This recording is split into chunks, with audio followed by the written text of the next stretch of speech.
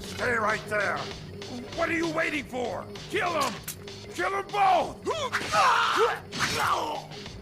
No, wait a minute.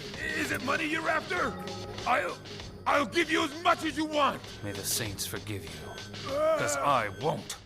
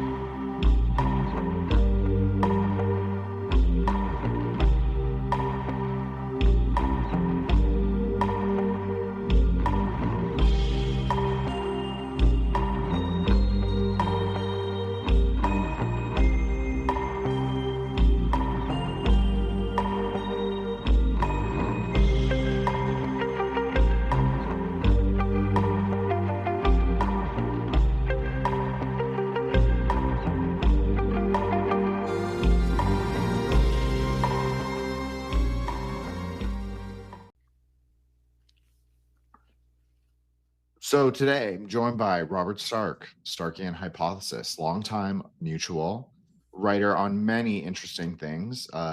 One of his latest sort of ingenious ideas, Cosmoplatonism. I think that's what Robert wants to talk about. But Robert, plug yourself, intro yourself, and give people just a broad idea of who you are and the kind of work that you do and the sort of thinking that you're doing right now.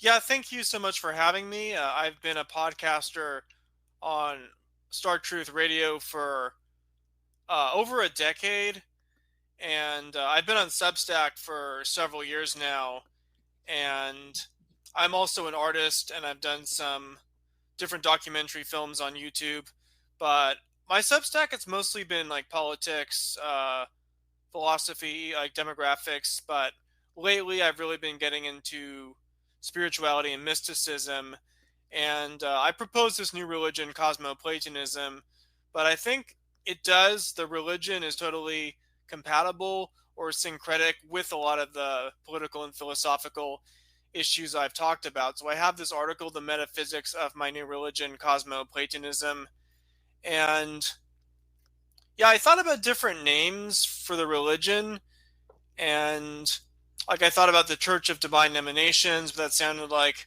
too much like a 70s cult. And then I was like thinking about like cosmodeism, but like cosmotheism, like that's associated with like William Pierce's religion. So I obviously don't want to use that. And I just decided upon like Cosmoplatonism, maybe. Yeah, that's really what I decided upon. And I've been talking about starting a new religion for several years.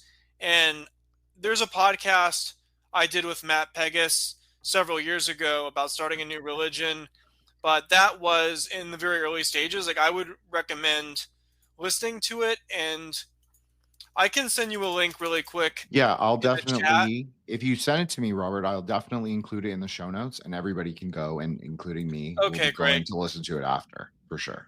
But yeah, like that was in the really early stages. So if you listen to that podcast, it was like much more kind of an open-ended discussion.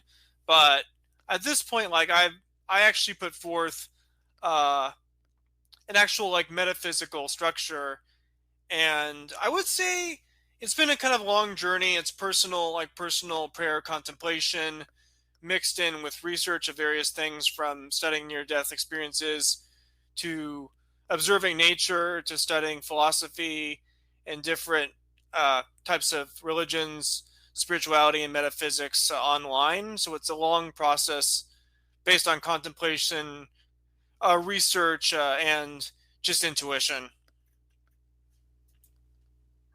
Why don't we discuss some of well, first of all, I want to shout out Mark Vallon, because he and I did a discussion on Zelda, which was really interesting. So I noticed that you have the Triforce logo, which of course we'll get into. But perhaps huge fan of Zelda, playing it as a kid in the 90s. I forget the names, if it was Nintendo 64, like Zelda, Link to the Past, and then the ones that came after that. I've lost track of the names, but the ones that came out after 2000. But I think like the symbol, the Triforce, I guess it's kind of you would say analogous in some ways to like the Christian Trinity, which has some Neoplatonic influence via the theologian Origen, but it represents the Triforce can be a metaphor for the metaphysics. So you have the divine source, the divine consciousness, and the avatars, and that's what that is representative of. Okay, so that's interesting from my perspective. So why don't we also get into some of the influences that you list right off the bat? Because I think you actually point to something, you have an inclination to suggest perhaps it's a theosophical exercise or theosophical adjacent. So instantly when I read the article, I thought, yeah, this makes sense to me, because theosophy really is just the inclination to synthesize and syncretize. It's really the philosophy of religion, in my opinion. And so I think that any inclination that seeks to sort of restore or rectify or even compare, that is theosophical in nature. And so when people do that, that's theosophical. I don't know if you agree with that or not agree with that, but that's sort of the things I gleaned from it. Oh yeah, theosophy, the idea that all religions offer some path to the divine, and yeah, I believe in that, but it's not necessarily like egalitarianism that all religions are equally true.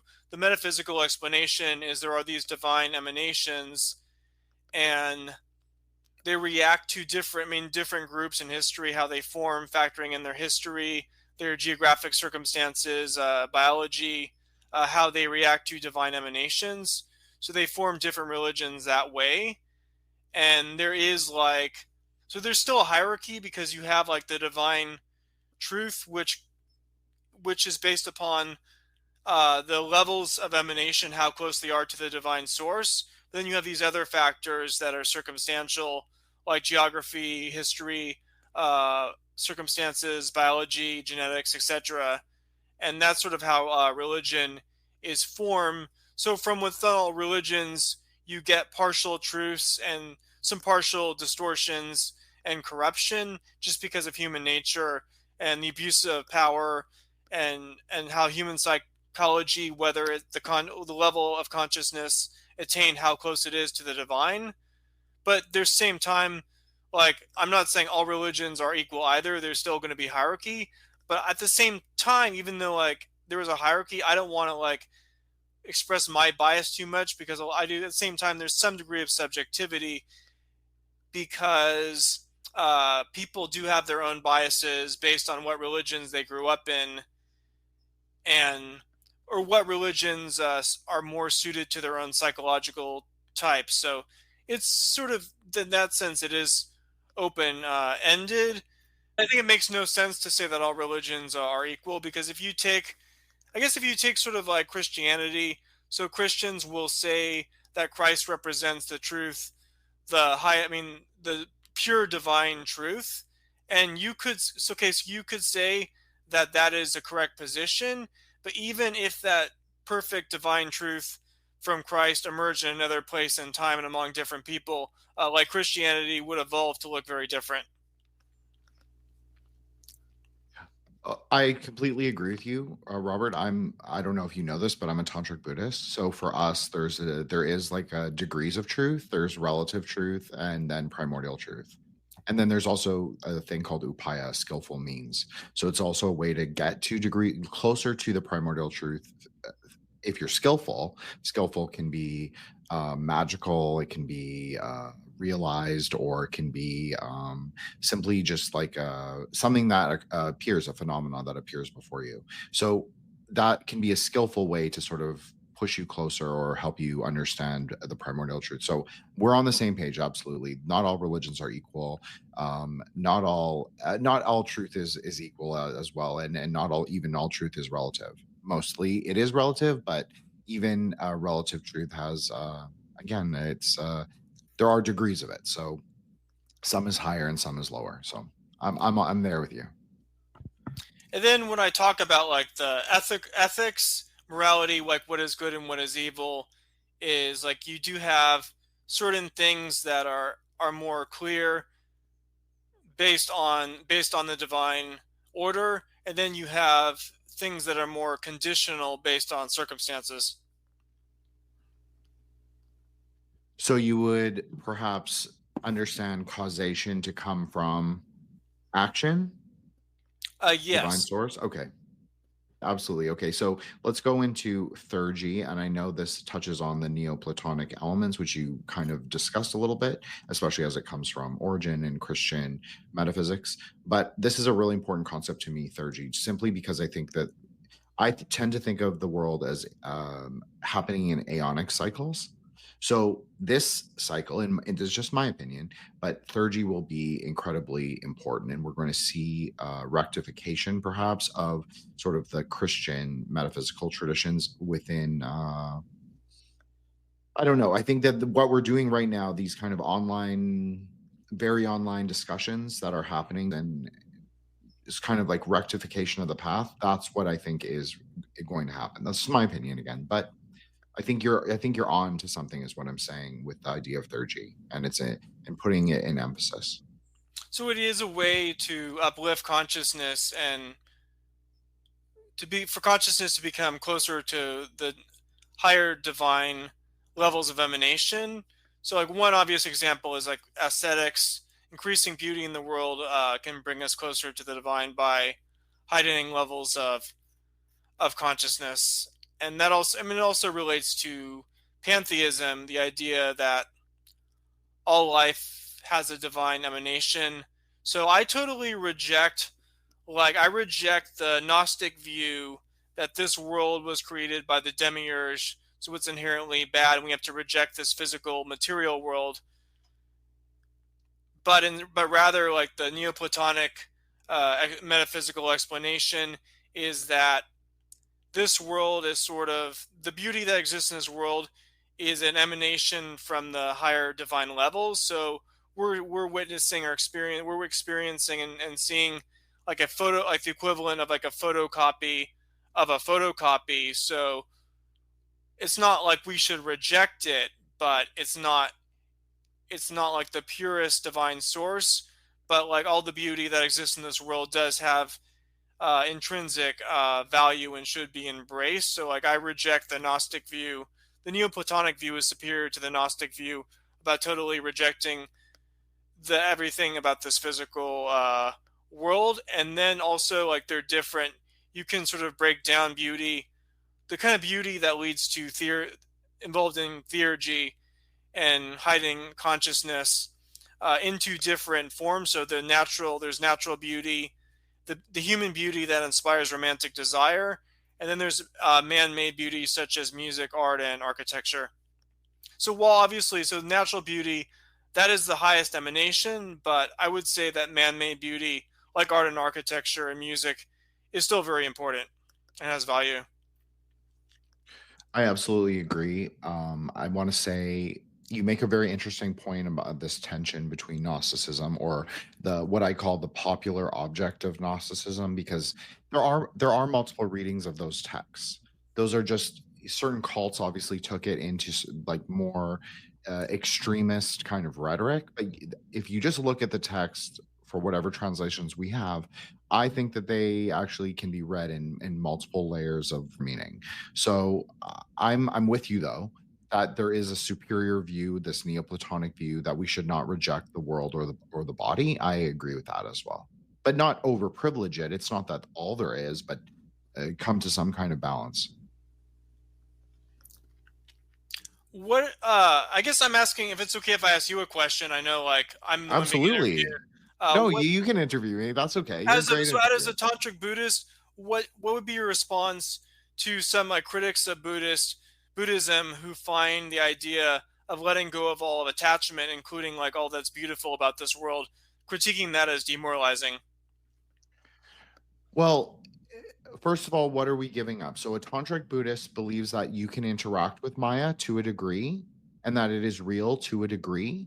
So the reality is like just to recognize that your desire for things you're grasping, self-clinging, not being too fixed in place, that those things would be hindrances, obstacles for you. But the sort of the I guess, Twitter discourse idea of what Buddhism is not really what Tantric Buddhism is, and what the Twitter idea is of Tantric Buddhism is not also what Tantric Buddhism is.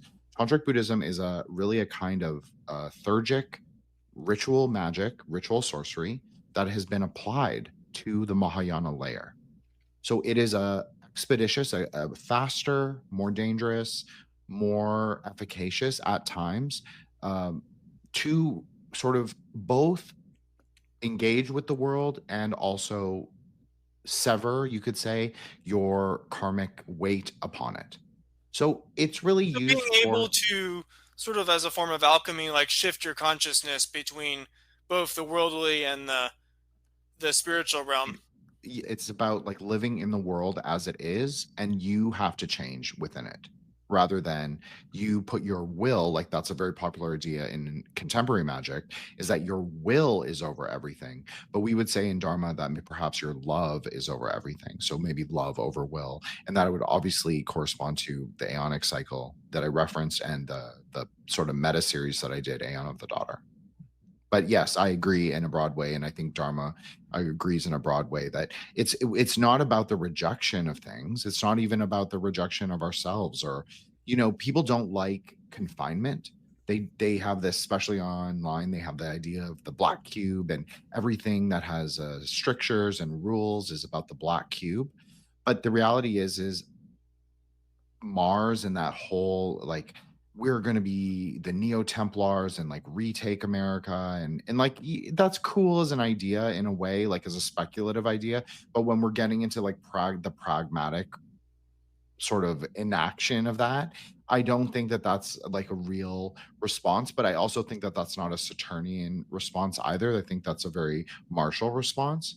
So I think the problem with that is that martial sort of inclinations in people's consciousness. I'm just talking about consciousness, but I'm sort of using an astro psychological layer, maybe you could say, is that it goes into extreme. So a Buddhist would try to come into the middle, madhyamika. So we want to come into the middle. Everything is about synthesis. It's about not going onto right or left extremes. So it's sort of normie, centrist, maybe you could say, in a way, but it doesn't really have a political view. It doesn't really give answers to politics. But Well, it if could you're be, well, maybe not talking about Buddhism, but with Cosmoplatonism, like I think it could have for answers to politics, like what I said about what are things that are absolutes and what are things that are more where there can be pluralism and conditional on like where two different groups have an inherent conflict, and maybe both of them could be like ethically right to be fighting for their group interest.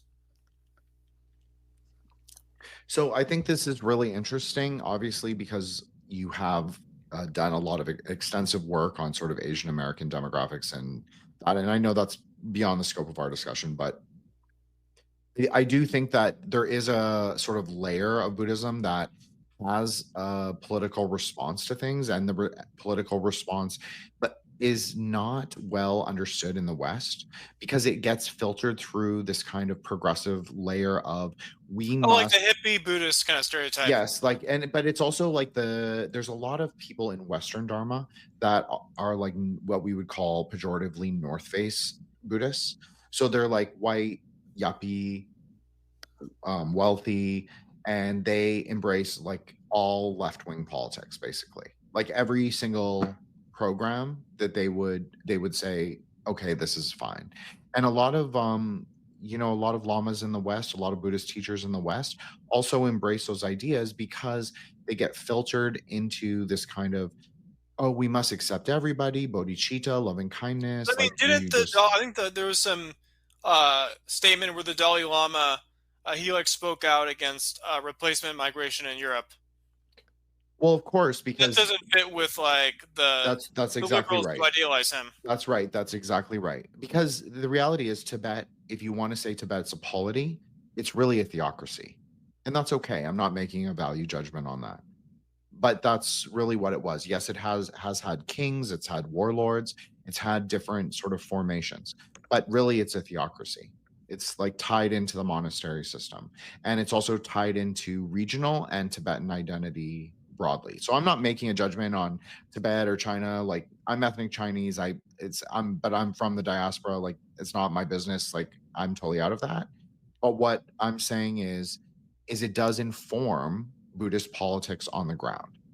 So, and it's exactly like what you said. There is a tension between its real world application and its perception in the minds of those quote unquote North based Buddhists, North based Dharma practitioners in the Uh, West, particularly. I think a big problem with politics is you have these people on both. I mean, both the left and the right. They have these grand political ambitions, and they end up becoming disappointed and disillusioned with politics. But the problem is, like, society can't really be fixed if most people are operating on such a lower ranking of consciousness. And that is exactly what I find interesting about what you're writing about, but also with what Buddhism's talking about. Because it is about raising us into consciousness through our individual actions. But individual actions doesn't necessarily mean application in the world. It means these processes of consciousness that you're referring to. So that's really interesting. But to go back to your great article, at least the first one, sexuality and romance. So this is kind of obviously a hot topic because, as you even mentioned when you asked me about Buddhism, like, what do you have to give up? Well, Cosmoplatonism is simultaneously sex positive and sex negative. You say this in the article. So I find this very interesting because it is a very kind of it's a neutral and middle path position, but it's also very my two favorite things, perhaps my two favorite words, plus and ultra. So there's something that's about polarities about it, very much like sexuality and romance. So if you could explain, Robert, what you mean by this and how you think it ties into your greater ontological and cosmological vision. Well, the metaphysics of Cosmoplatonism, there's a hierarchy of consciousness. So there's a lower level of consciousness is with the mundane, where you go into this mode, like where basically what Colin Wilson, the author, describes as becoming the robot, and your consciousness and senses are totally numb.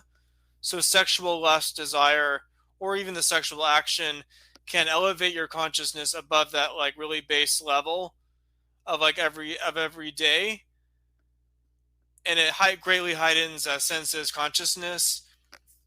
But at the same time, it can also, people get stuck in lust, whether we're talking about people who are sex addicts in relationships, or talking about like incels as well. It applies to all of these groups, but they became kind of obsessed and stuck in that, and that holds them back from reaching the higher levels of consciousness where they're closer to divine. So I view kind of like sexuality, lust, romance as like a middling level of consciousness. But for people who have spent much of their lives in like the lowest rung of consciousness, like when they first become aware of sexuality and romance, like they do experience this intense heightening of consciousness, both sexual or the feeling of like butterflies in your stomach and color.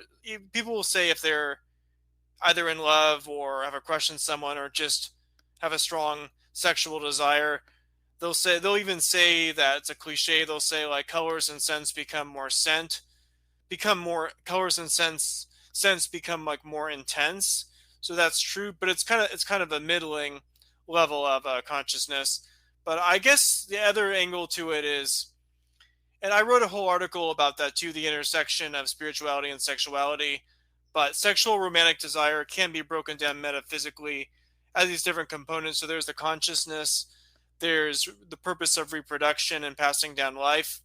Then there are like genetic causes for beauty, and then there's like the hormones. So it's fusing the biological, physical with spiritual emanations, and it is kind of like it is like I don't know if I want to say a spiritual entity or just an emanation, but it's kind of like what Carl Jung called like the anima. So it's like you have a desire for a person, but deep down you're really desiring this greater metaphysical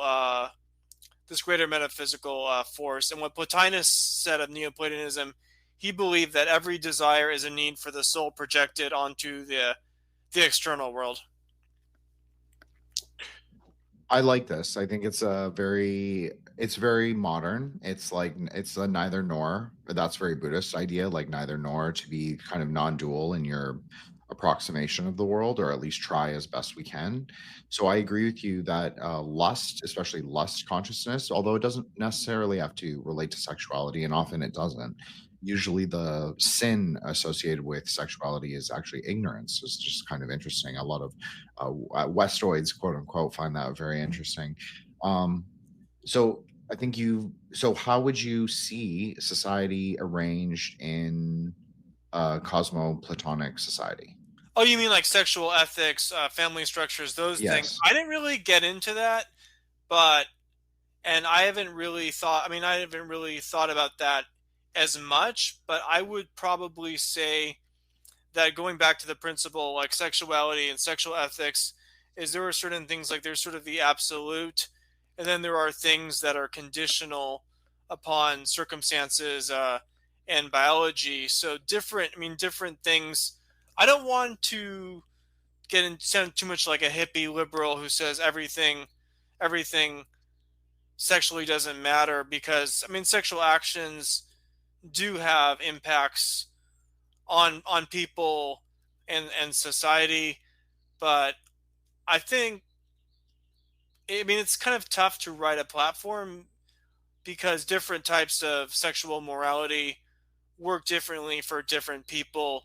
And so some people, like the more like what social conservatives advocate, like strict monogamy, may work better for some groups, and some groups might be able to handle like looser sexuality better. And then there are like practical arguments you can make that more social conservatism for sexuality might be better for societal stability. But then the trade-off is that people may not be expanding their consciousness as much. So there are just all these factors to consider. And at some point I do want to write an article or a chapter in like a future book on cosmoplatonism where I address sexual ethics. But right now, like, it's more like there's not really like a clear like ethical code, because a lot of it is sort of based on that principle where there are things that are just absolute as far as ethics go, and then there are things that are conditional, or there are things that have practical purposes, but it's not like if they're not following a certain ethics that they're somehow like morally evil, but they do make practical sense. So a good example is like the value of monogamy for society. Like there's non-religious like evolutionary psychology types who will make sort of that case. But it's a really complex issue. Well, speaking of I guess complexities, one other thing sorry, Robert. I'm going to say, Yes, one please other go thing ahead. I'm going to say about sexuality is I talk about how people in a state of lust, one other reason it can prevent them from reaching the highest level of consciousness is because it kind of enslaves them to conform to society as far as like chasing status to gain sexual access. So when it comes to sort of like celibacy and asceticism, like a lot of people will think that's the act of sex that is preventing someone from being spiritual, but in some cases it could be that chasing like status in order to obtain sexual access, that actually could be what's separating them from higher levels of spiritual consciousness rather than engaging in the sexual act itself. Well, that's a very interesting sort of comparative mythology you did, or comparative theology you did to the Buddhist version that I sort of spoke about or just briefly sort of mentioned. So I think that's very interesting. And so it is very complex, as you say. So one thing that you wrote about complexity science. Oh, you mean the section on spiritual science? Yes. A belief that science and spirituality are fundamentally interconnected. So, which is at odds with this kind of dualism in society between creationism and religious dogma and secular science. And there, I forget the specific, like there was some creed where the Catholic Church made a sort of a compromise of the Enlightenment where they both agreed. I forget the name of this event in history, but they had some agreement where scientific inquiry of the Enlightenment would be allowed, but it could not be, but it would be kept separate from religion. And I think that was a travesty, because using science is much more effective at proving the divine than religious dogma. And there's different angles to look at this. So like one thing is to say just the complexity of life forms and how the universe came into existence, which you learn from science, not from creationism, does just show you that it's incomprehensible that this all could have just emerged randomly out of nothing. But I think the most insightful and important aspect of this in particular is that neuroscience is going to have great breakthroughs in understanding the nature of consciousness, including near-death experiences. And I think those in particular is the best example of how neuroscience can prove the existence of the divine, the afterlife, or the spirit world. An interesting point, that there is a process of consciousness embedded in divinity rather than it being a fixed object in space. Consciousness is a divine emanation. So I'm trying to think, like, how did Plotinus and the Enneads for Neoplatonism explain it? So like you have the divine consciousness, and then human consciousness, the spirit world, spirits or human souls, they're an emanation from the divine consciousness.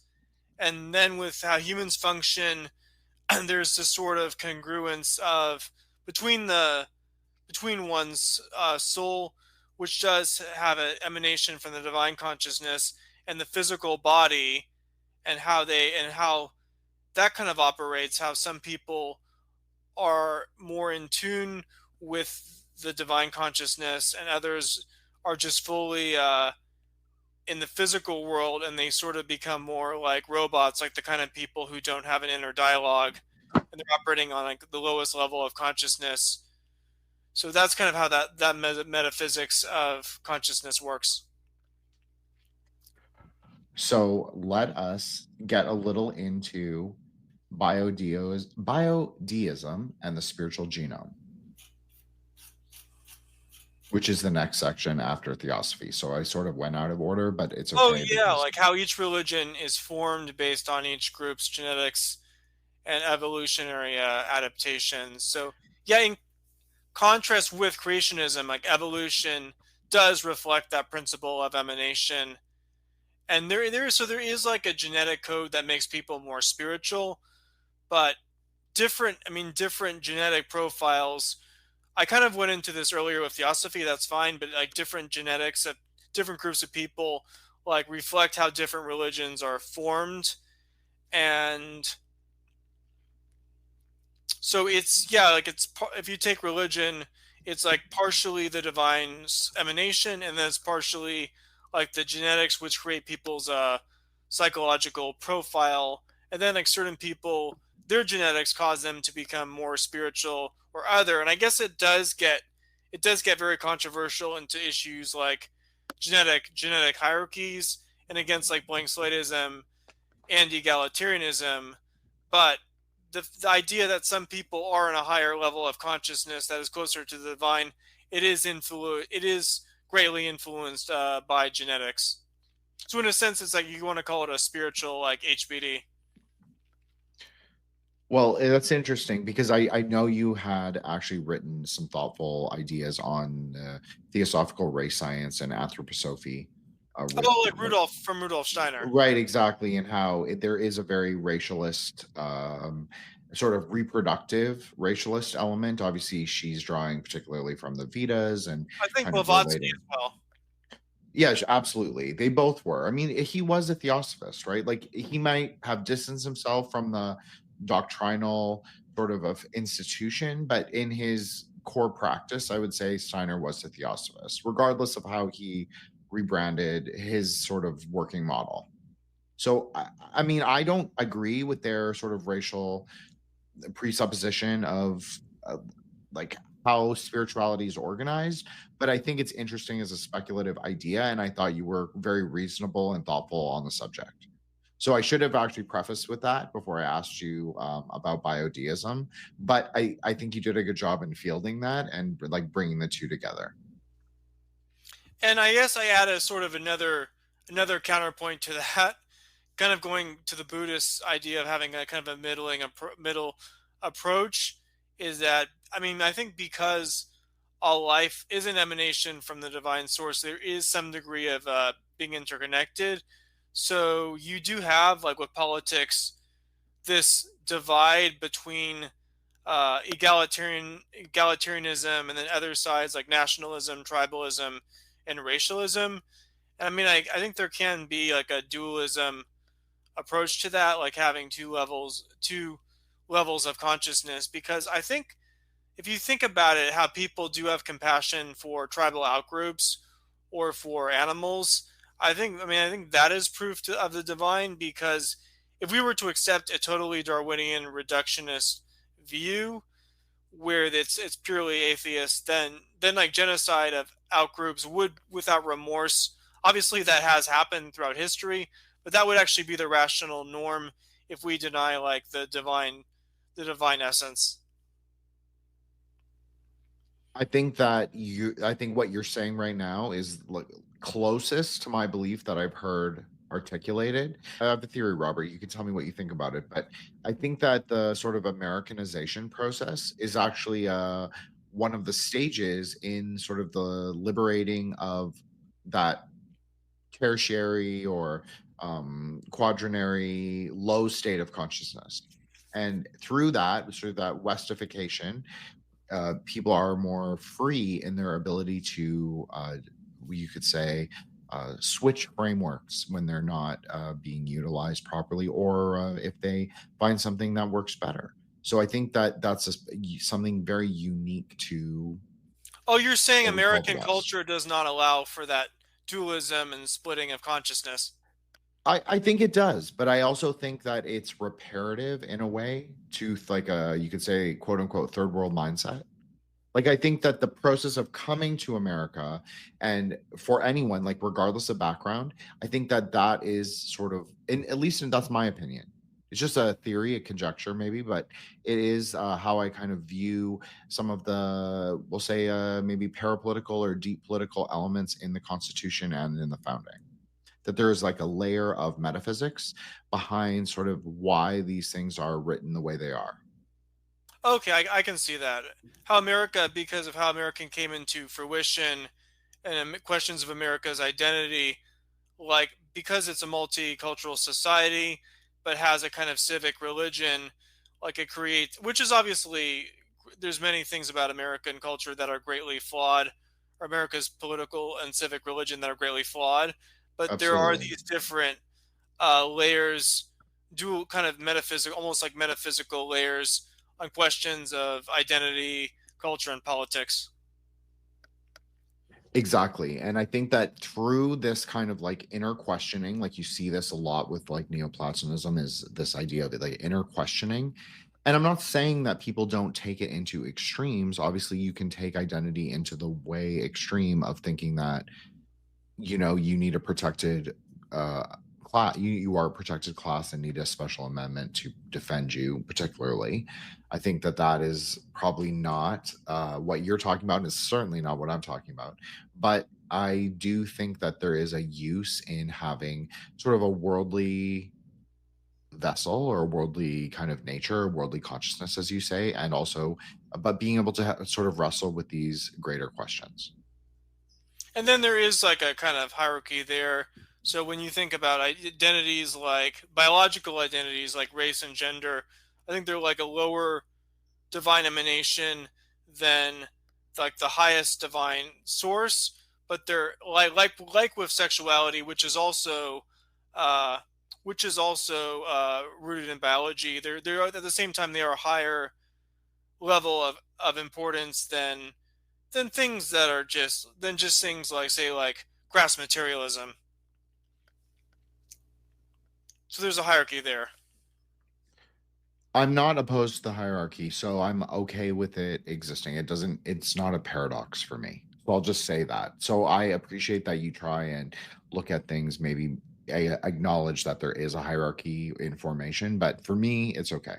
Just simply because it would exist in nature, like at least some kind of hierarchy, some kind of thing that would change it would be the dynamic sort of element in a biosphere or a biome. The Sufis. So I wondered if you could sort of get into this because this is something I've Oh, never right. discussed, So and I think a I lot think of what people I are very wrote interested in it. about with Sufism, which I guess with the history of Sufism, is they're referred to as. I mean, I know this has gone controversial. I think they like referred to themselves as Muslim, as kind of a. Well, they will call. I mean, I think a lot of Sufis will call themselves Muslim, but it's sort of like all the Abrahamic faiths have some like non-Abrahamic or more pagan influence. I think they've sort of they've politically identified with Islam as a way to survive. But yeah, like it is, Sufism is heavily influenced by Neoplatonism, and you see that like Judaism with Kabbalah and certain factions of Christianity are more so as well. Like Christian mysticism, but even like Eastern Orthodox has a stronger Neoplatonic influence than Catholicism, which in tune probably Protestant Christianity has the least Neoplatonic influence. But with Sufism, what I wrote about in particular is these different levels of consciousness. So, like the Sufis believe that most of humanity spends their existence on the lower levels of consciousness. So, the lowest level is the level of beliefs, then the level of social contracts, the level of Saint Ego, the level of philosopher charlatan, the level of despair, the level of suicidal panic, the level of here and now, the level of pure reason, the level of teaching, the level of bliss, the level of communion with God, the level of ongoing conversation with God, and the highest being the level of reunion with, which is the disappearance of the self and reunion with God after death. So that's what I wrote about Sufism. Well, I think that was beautifully written and said. I And I didn't always write, I didn't come up with that. I'm quoting what the Sufis believe.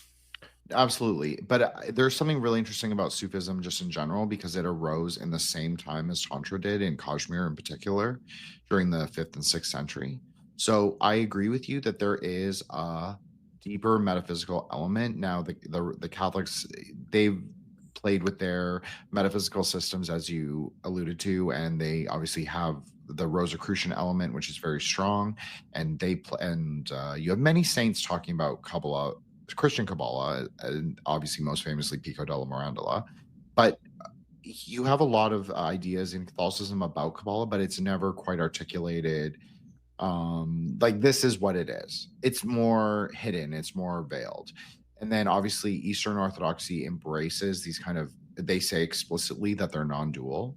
So like right off, that would be a metaphysical tool to sort of climb the tree, if you want to use that metaphor.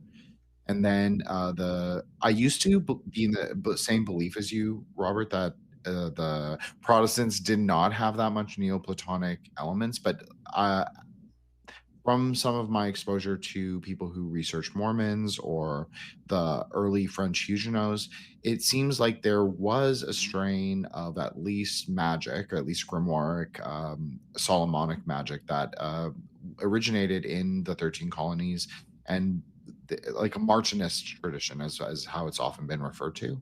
So Or I do. probably with like Swedenborgianism.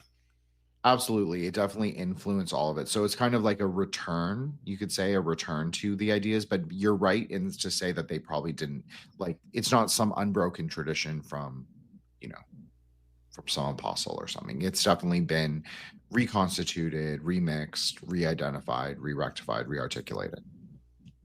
Like I mentioned towards the beginning of the show, that like the theologian Origen, who came up with the Trinity, that was heavily influenced by Neoplatonic metaphysics. Like where you have the source, the divine source, or the one, the divine consciousness. No, absolutely. And it plays into this idea that perhaps there's a, I don't call it a perennial system, but I sometimes will use that frame because people will understand it. But I actually prefer like a primordialist or even like an Evolian sort of traditionalist, to a degree, argument that there is like a kind of underlying metaphysics of the universe, and then all these wisdom sciences are approximating their degree of relative truth about that, whatever they believe the primordial truth is. So I kind of see them all interrelated. I see all of the magical systems, especially obviously I'm more Central Asianist, so I look more or think about at least more in what's going on in Nepal in like the 7th, 8th, 9th, 10th century, or what's going on in Tibet in like some, in Eastern Tibet in some, hidden monastery, or Turton, or finding a, treasure text, or whatever it is. But I definitely think that the metaphysics are much more closely interdependent and interrelated than most people believe that they are. That's just my personal opinion. I agree. So why don't we discuss a little bit Maybe of I think like they're related, but some theologies have a better explanation of the metaphysics. Absolutely. No, this is absolutely true. And this goes back to the point that you made about it's like rejection of that kind of theosophical universality. I agree with you. So I would say that there are clearly better systems and better tools and better modes of understanding to get to wherever young dark cell sorcerer wants to go. So with that being said, ethics, morality, good versus evil. There's a distinction between what are like absolutes based on divine law and then what is conditional. But I guess like the idea, like the Christian term sin, I guess it became corrupted into meaning someone's cursed, but originally had a Greek origin of like a term from archery, which just means like coming short. But what is described as maybe evil or ethically wrong comes from sort of being in the shadows, further away from the divine source, operating on a lower rung of consciousness. So a lack of empathy comes from being disconnected from others' consciousness. But the thing is, like, what gets kind of maybe tricky or almost convoluted is a lot of people engage in depraved, like, sexual acts where they commit violence to heighten their level of consciousness to escape that dim feeling. So they lack the spiritual prowess or even psychological strength to ascend to a higher level of consciousness, because a lot of behavior that would be described as being degenerate isn't it like drug use. And obviously, like, I'm pro like psychedelic mushrooms, and I've written about those experiences. But a lot of like drug use or even like alcoholism is because people are stuck in that lower rung of consciousness where their senses are so dulled, and they need that heightened sense of consciousness and their senses. And I think where it gets convoluted is to explain, like, what is the metaphysical explanation for why something that is bad will create a more intense more intense experience, more intense level of consciousness. And I guess one analogy to nature is like if you look at patterns like in the ripples of water, where ripple that's further out might in some cases might have like a stronger hue or of color intensity.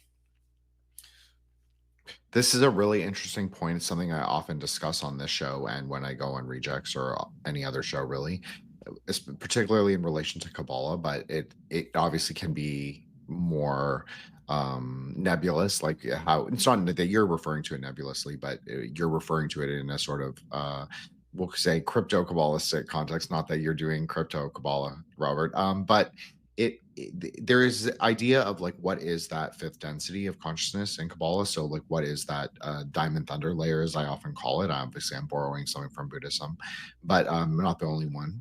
So it is clear but it appears as both turquoise and lapis lazuli, the dark sky of the night.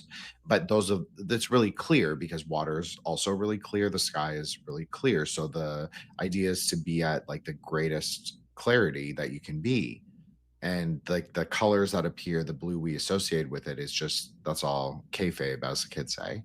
And so really I agree with you. There is like a way that people use transgression and antinomian sexuality and antinomian violence to sort of well they kind of they believe it will lead them through the kind of process of consciousness, like you said. And that's kind of like gets into like dark magic and Crowleyanism. Absolutely. And so there is a idea that we both live on the carnal ground as well as the garden. So our state of consciousness is like, for a beginner, it's like a JRPG.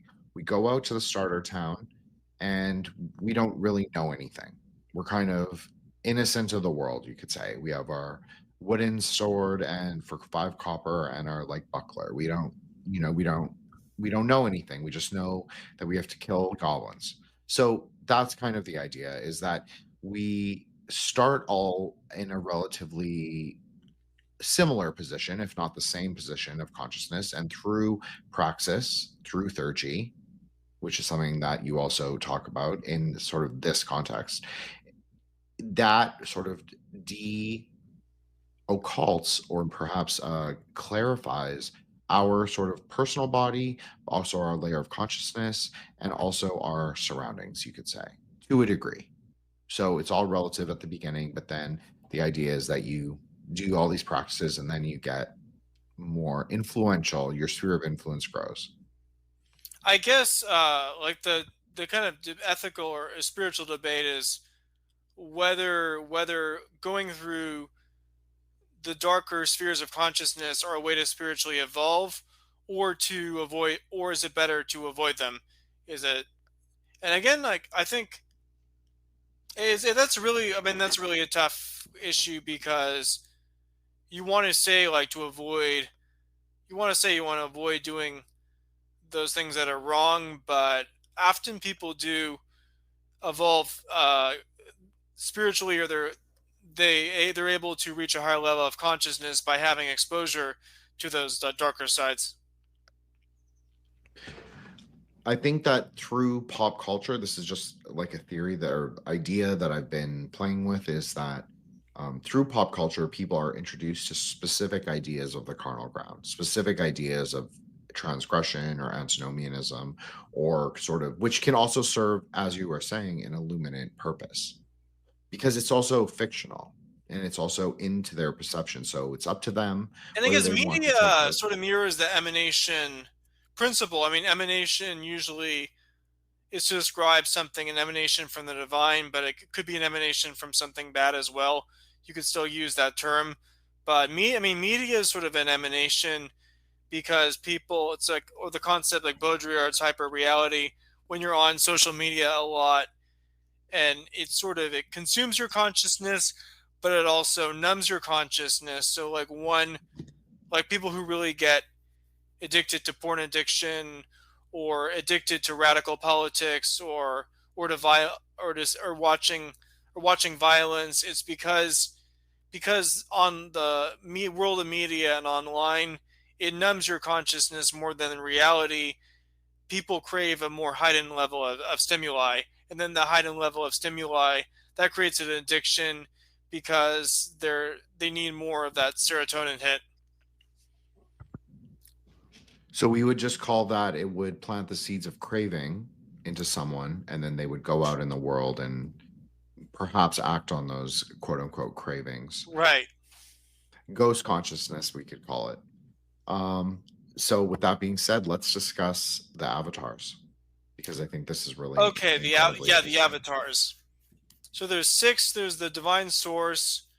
There's the divine consciousness, that you could say both represent God or different parts of God, and the 6 avatars. One, I gave them names, and I don't know if I can. I mean, I can say them like Christ, Krishna, Mithras, Gaia, Terra, Prometheus, Eros, Cupid, Ares, those ones, and then they add on ancestral avatar.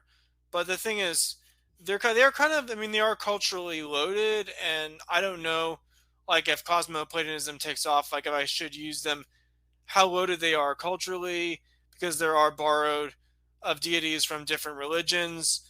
But the first one represents platonic and familiar love, forgiveness, compassion, mercy, humility, healing the sick, and assisting the soul to ascend to the afterlife. And that's analogous like to Christ and Christianity. And about the question, I mean, that gets into questions about more about theosophy and the legitimacy of Christianity, which is important to discuss. But I'm more in that case, I just wanted to sort of illustrate and explain one avatar from the divine, and then Gaia Terra, that represents spirituality, inner peace experienced in nature, and guardianship of the natural and animal world, and a reminder that man is connected to other life forms on Earth. And then Prometheus is the Titan from Greek mythology, and that represents techne, knowledge of art, science, innovation, creativity, exploration, discovery. And Eros, Cupid, represents sexuality, romantic love. Ares, the avatar of strength and courage and overcoming adversity. And then the ancestral avatar is the importance of remembering history, ancestry, and how spirituality intersects with genetics, and how there's a spiritual component to that genetic lineage that's continuous from one's ancestors to descendants. And then the demiurge, that's not an avatar per se, but that's something else. But if you want to ask about the avatar, go ahead. Well, I think the demiurge is really interesting because I am a speculative Gnostic, quote unquote. And But I use the term demiurge in a different way that the Gnostics do.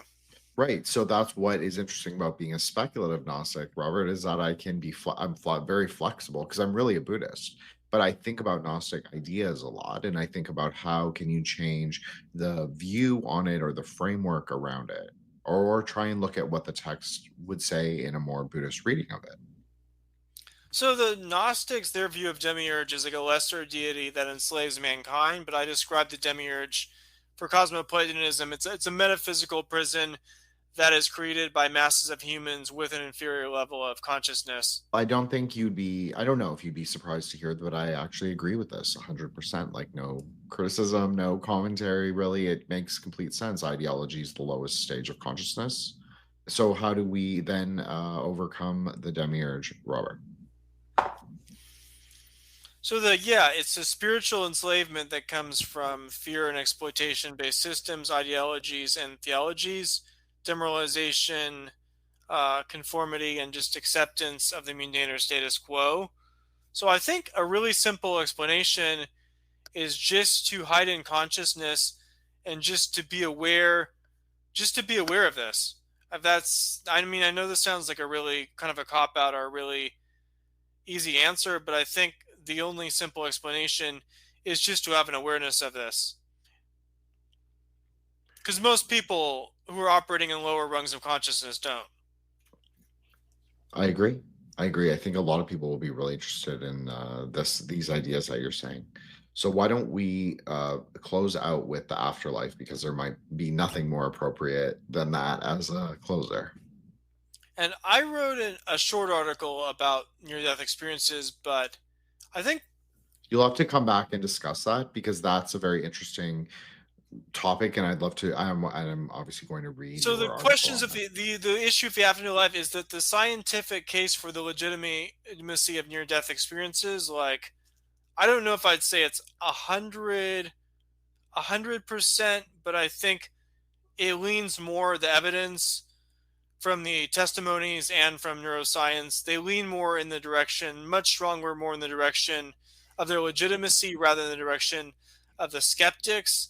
And I think arguments against the skeptics are the subject is clinically dead, and the experiences are much more vivid and intense than mortal life, or let alone any dream or hypnagogic experience. And that people have knowledge of events that occurred while the person was under. So I would say that, that is very strong evidence. And then the near-death experiences, they often have commonly shared themes. such as a tunnel of light, a life review, and telepathic communication with the divine. But the differences, the differences are in religious symbolism, which is which makes the case for Theosophy. But I think where these near-death experiences get really tricky, and this is one issue I get into kind of apatheticism, which is to say, like, what we know, our divine knowledge, is the very tip of the iceberg. Is that they do a lot of them contradict each other theologically, including like as far as the nature of salvation. I think much more of them, have universal themes, but not all of them. Like some people do have very strong Christian themes that do match up with Christian ideas of salvation, and that is just like, I think most of these metaphysics, like I have very very strong answers to.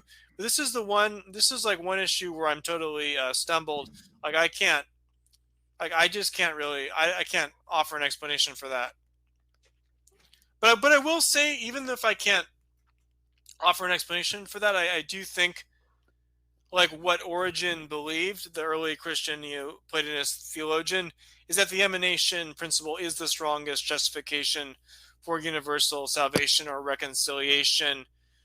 So, analogy of like emanation and how souls function, and again, like with reincarnation, I'm agnostic about that, and I don't really touch on that. But it is analogous to sort of like water cycles, of how polluted water goes through the cycle of purification to become drinking water through condensation and precipitation, or even like how a dead body decomposes and enriches the soil and plant and animal life.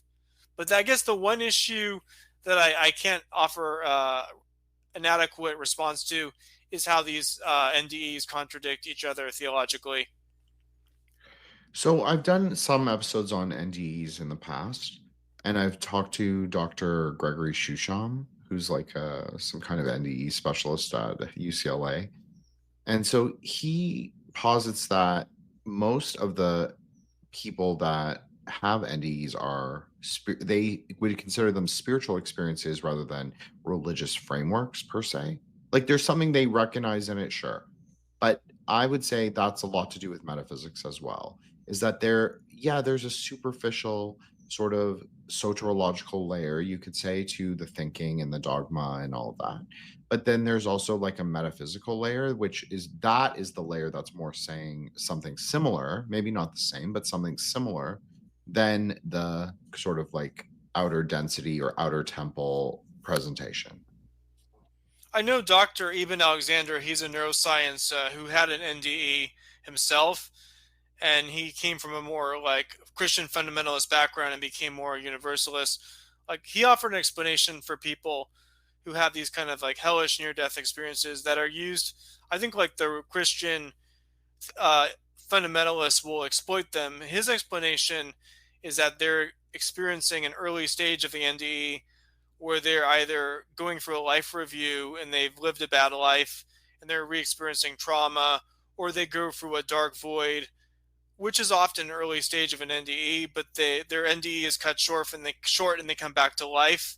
They'll experience that as a hellish experience. So he makes that case for still like for his argument for universal salvation. But generally, I think the problem is you have both like Christian YouTube channels and New Age near-death channels. Like they will select the NDE stories that fit their theological agenda more. But my overall assessment is that they overall they do match with something more in tune with Theosophy, much more so than any rigid theology. Well, speaking of non-rigid theologies, I thought what you said about water cycles and reincarnation, although as a Buddhist, I have to say we would think of it as rebirth rather than reincarnation. But I think that your water metaphor beautifully illustrates sort of a more Buddhistic idea of a rebirth. So it is exactly like that. And it also refers to the blue pillar in Kabbalah. That's exactly what you could say Netzach, Chesed, and Hokmah are three cycles of water, with Netzach being ice, Chesed being the ocean, and Hokmah being vapor.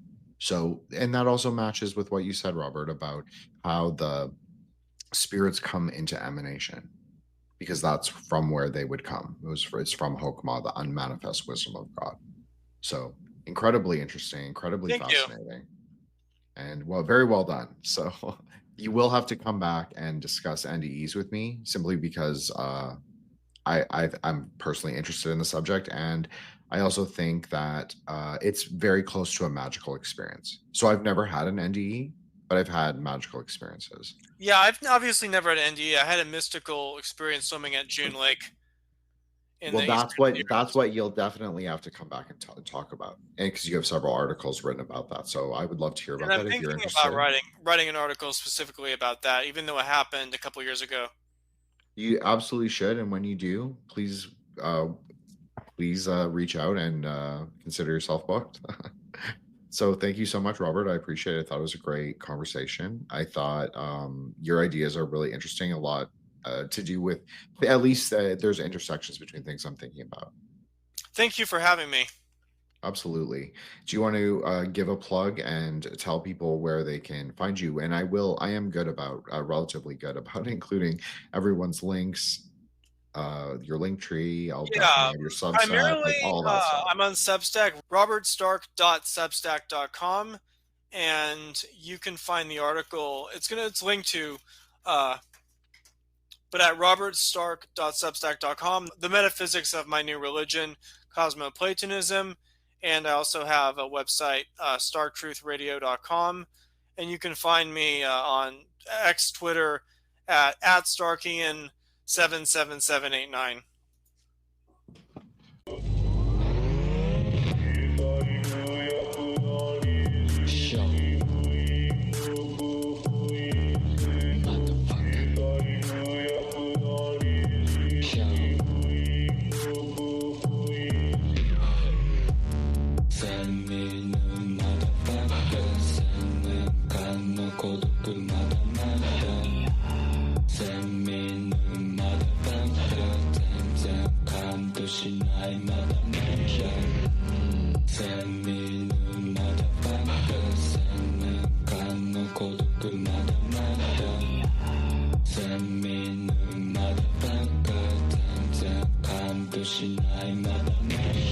Reading you like food or hear a